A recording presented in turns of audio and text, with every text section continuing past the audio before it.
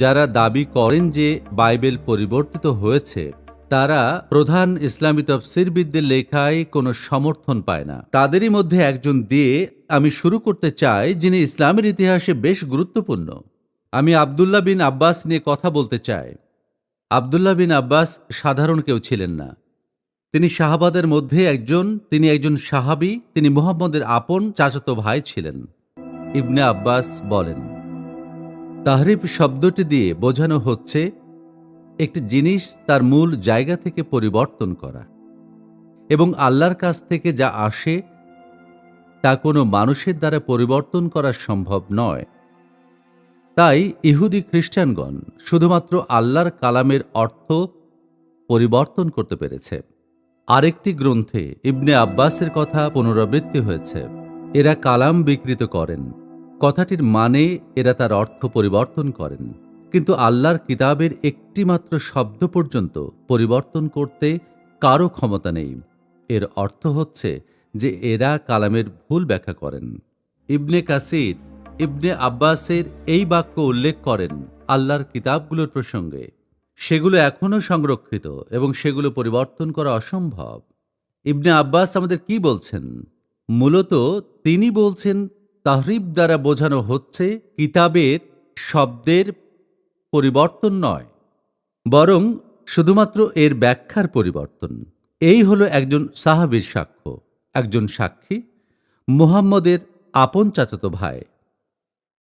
তাই আমাদের মনে রাখা উচিত যে তার মতো একজন, যাকে অন্যান্য তফসিরবিদদের ঊর্ধ্বে গণ্য করা হয়, তিনি কোরআন প্রথম অবতীর্ণের সময় কাছে ছিলেন, শুধু তাই নয়, বরং একজন সাহাবা হিসেবে অধিষ্ঠিত ছিলেন।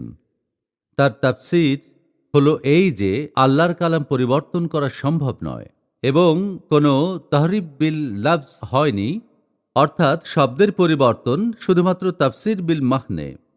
এরপরে আরেকজন প্রাচীন তাফসীরবিদের সাক্ষ্য আমাদের আছে, তাবারি আলী তাবারি।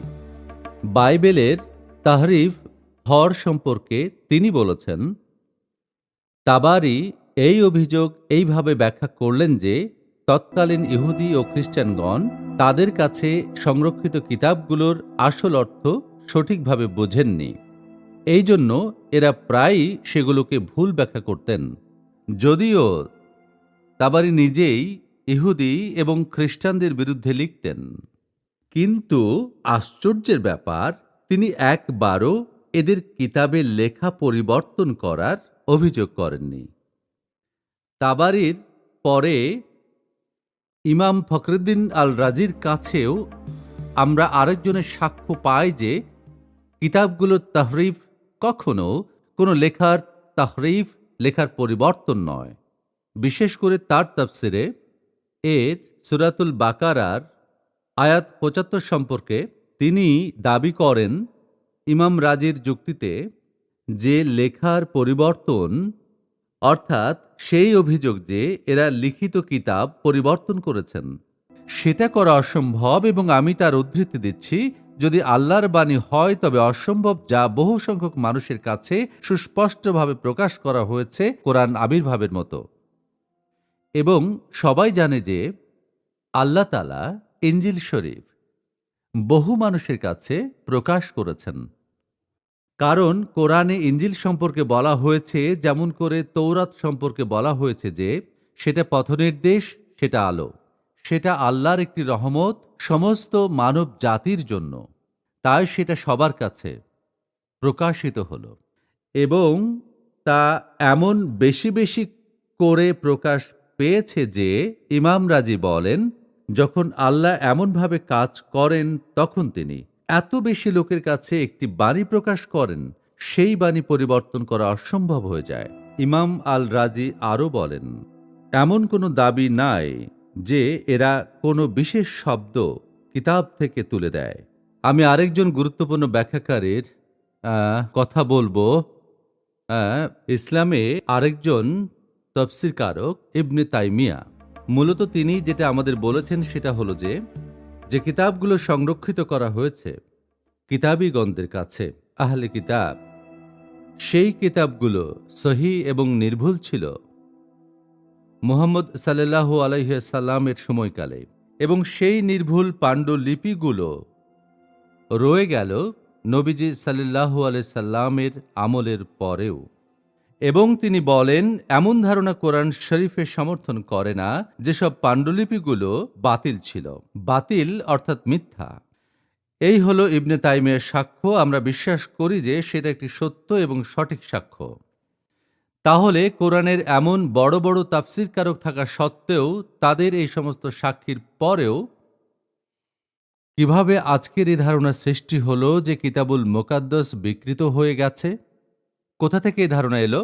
বর্তমান যুগের মুসলমানগণই বা এ ধারণা কোথা থেকে পেল? উত্তর হল ইবনে খাজিমের লেখা থেকে সবই আসলো। হজরত মুহাম্মদ সাল্লাল্লাহু আলাইহি সাল্লামের সময়কালের অনেক বছর পরে ইবনে খাজিমের লেখা থেকে এই ধারণা সৃষ্টি হয়। তিনি মারা যান খ্রিস্টীয় যুগের 1064 শতাব্দীর দিকে।